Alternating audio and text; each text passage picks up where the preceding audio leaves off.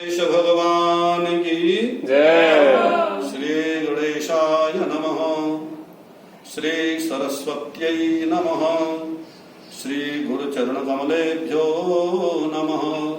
विघ्नेश्वराय वरदाय सुरप्रियाय लंबोदराय सकलाय जगद्धिताय नारायणाय श्रुतियज्ञ विभूषिताय गौरीसुताय गणनाथ नमो नमस्ते।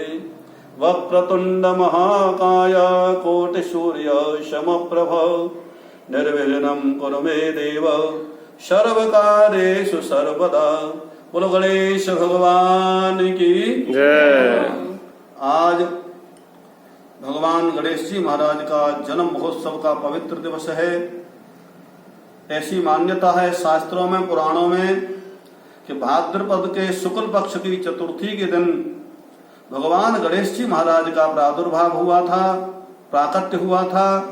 इसी उपलक्ष्य में पूरे देश में, पूरे विश्व में भाद्रपद के शुक्ल पक्ष की चतुर्थी के दिन पूरे देश में जन्म महोत्सव मनाया जाता है।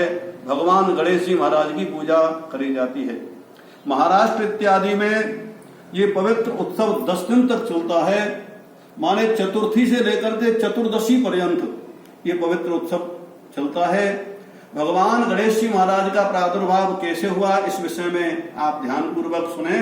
बोलो गणेश भगवान की जय। कैलाश पर्वत पे भगवान शंकर और पार्वती बड़े आनंद से निवास करते थे। ऐसी कथा है कि भगवान शंकर के पास में अनेक प्रकार के गण थे। भोले बाबा कभी भी पार्वती जी के महल में चले जाते थे। एक बार पार्वती जी के मन में विचार आया कि मेरे पास में भी कोई ऐसा गण होना चाहिए जो मेरी सेवा में रहे, मेरी प्रत्येक आज्ञा का पालन करे। तो ऐसा वर्णन प्राप्त होता है कि पार्वती माता स्नान करने के लिए विराजमान हुई थी। आज पार्वती मैया स्नान करते समय अपने शरीर का उबटन करने लगी। उबटन करते हुए पार्वती मैया के शरीर पर से मैल जो उत्पन्न हुआ, पार्वती माता ने उस मैल से एक सुंदर पुतला बना करके तैयार किया है। और उस पुतला को देख करके, वो तो जगत जननी है पार्वती माता, गणपति भगवान का स्मरण ध्यान किया, सोई पुतला जीवित हो गया। साक्षात गणेश भगवान उस पुतला में समावेश हो गए। बोलो गणेश भगवान की जय। पार्वती माता ने जब उस पवित्र अपने बालक को देखा, उस गण को देखा, तो बड़ी भारी प्रसन्न हुई। वो बालक बोला, माता मैं कौन हूँ? पार्वती ने कहा, बेटा तुम मेरे सेवक हो और इस पवित्र मुहूर्त में तुम पैदा हुए हो। मैं आपका नाम गणेश रखती हूँ। मेरी आज्ञा है आप मेरे दरवाजे पर विराजमान हो जाएं और कोई भी जब तक मैं स्नान नहीं कर लूं मेरे घर के, मेरे महल के अंदर प्रवेश नहीं करे। पार्वती मैया के कहने से भगवान महागणपति दरवाजे पर विराजमान हो गए हैं और ये अपने हाथ में दंड लेकर के भगवान महागणपति विराजमान हुए। ऐसी पवित्रतम कथा का उल्लेख है। उसी समय भगवान शंकर जी महाराज का पार्वती माता के महल में आगमन हुआ है। महल में दरवाजे पे भगवान गणेश जी महाराज विराजमान थे और जैसे ही भगवान शंकर महल के अंदर प्रवेश करते हैं, गणेश जी महाराज ने डंडा से रोक दिया, रुको, अंदर मेरी माता स्नान कर रही हैं, आपको जाने नहीं देंगे।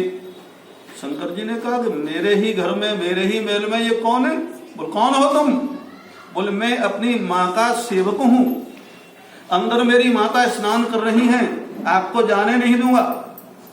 भगवान शंकर ने कहा मेरा घर है। बोले नहीं, कोई भी हो मैं अंदर प्रवेश नहीं करने दूंगा। तो भगवान शंकर ने क्रोधित होकर के अपने गणों से कहा इस बालक को फेंक दो बाहर। और जैसे ही भगवान शंकर के गण गणेश जी महाराज को फेंकने को, गणेश जी महाराज अपना दंड लेकर के उपस्थित हो गए और जब युद्ध हुआ तो समस्त भगवान शंकर के गणों को गणेश जी महाराज ने परास्त कर दिया। अंत में नंदी इत्यादि बड़े बड़े वीरभद्र इत्यादि गणों को बुलाया गया कि ये कौन बालक है, इसे जल्दी यहां से हटाइए। वीरभद्र, नंदी इत्यादि जितने भी भगवान शंकर के गण थे, गणेश जी महाराज ने थोड़ी ही देर में सबको परास्त कर दिया। गणेश जी महाराज के ऊपर जगदम्बा मां पार्वती का आशीर्वाद प्राप्त था। सज्जनों, अब तो महाराज वहां पर स्थिति खराब, ब्रह्मा जी विष्णु इत्यादि सभी देवी देवता उपस्थित हो गए। भगवान गणेश जी महाराज को उठाने के लिए सबने युद्ध किया, लेकिन गणेश भगवान ने ब्रह्मा विष्णु महेश समस्त देवताओं को परास्त कर दिया। अंत में भगवान शंकर को भयंकर क्रोध आया। भगवान शंकर ने स्वयं उस बालक को ललकारा। भगवान शंकर और गणपति भगवान में युद्ध प्रारंभ हुआ। भोले बाबा को क्रोध आया, जो एकदम अपने त्रिशूल का प्रहार किया, और जैसे ही त्रिशूल लगा, भगवान गणेश जी महाराज का सिर धड़ से अलग होकर के आकाश में चला गया। पार्वती मैया को जैसे ही पता लगा कि मेरे पुत्र को किसी ने मार दिया, पार्वती बाहर आई तो सभी देवता, भगवान शंकर अपने पुत्र को जब मरा हुआ देखा तो भीषण क्रोध। आज पार्वती माता को ऐसा क्रोध आया कि पार्वती माता काली के रूप में आ गई। ऐसा लगने लगा पार्वती माता आज पूरे विश्व को समाप्त कर देंगी, आज ही प्रलय कर देंगी। देवता अब तो हलचल मच गई। सभी देवता पार्वती माता से प्रार्थना करने लगे, हे माँ हमारी रक्षा करो, हम आपकी शरण में हैं, हम आपसे प्रार्थना कर रहे हैं। पार्वती माता ने कहा, किसने मेरे पुत्र को मारा है?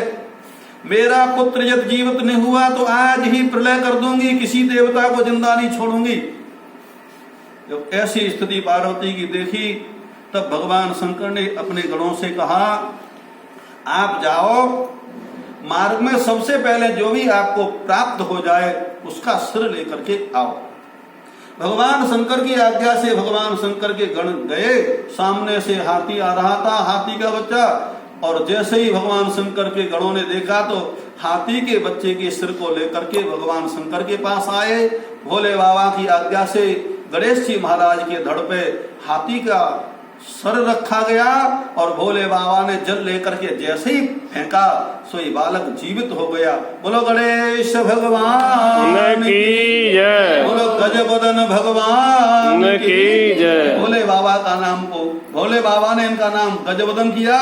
समस्त देवी देवताओं ने भगवान गणेश जी महाराज का यहाँ पूजन किया है, और सभी देवी देवताओं ने ये निश्चित किया कि आज से सर्वप्रथम पूजा भगवान गणेश जी की होगी।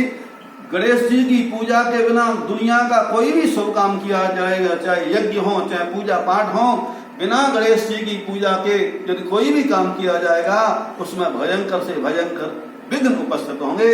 तो आज के दिन जो भी सच्चे दिन से, सच्चे मन से, सच्ची भावना से गणेश भगवान का पूजन करता है, गणेश भगवान रिद्धि सिद्धि देने वाले हैं, विघ्नों को दूर करने वाले हैं, सद्बुद्धि सद्विचार देने वाले हैं, विद्या देने वाले हैं, धन संपत्ति देने वाले हैं। जो भी कोई भी व्यक्ति सच्चे मन से, सच्ची श्रद्धा से भगवान गणेश जी महाराज का पूजन करता है, गणेश भगवान की कृपा से उसके मनोरथ पूर्ण हो जाते हैं, उसके ऊपर सदा कृपा बनी रहती है।